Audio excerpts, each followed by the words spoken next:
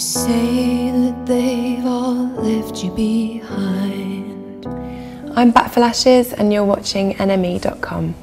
Your heart broke when the party died. Yeah, I think when I started The Haunted Man, I was working in my music studio in my flat in Brighton.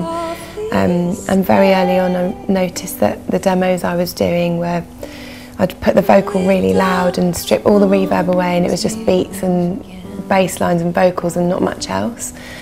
Thematically, this one, it was written by the sea. It was all written in England about my English family and about relationships and being at home, and yeah, it was sort of this consistent 2.5-year period of writing this album.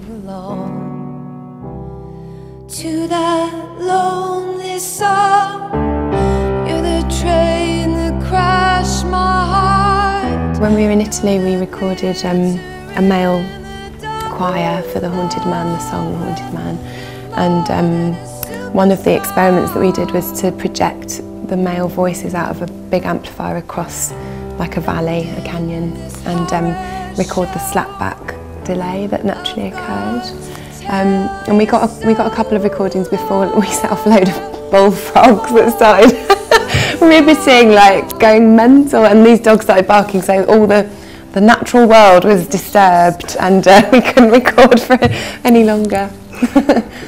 I think the reason I worked with Beck was because initially we'd done the Twilight Let's Get Lost song together, and I just think he's creatively really interesting and open-minded and quite playful, and so I went to him very early on in the process, and we just worked on some really early stuff that didn't make it to the record, and I don't know whether it will ever see the light of day.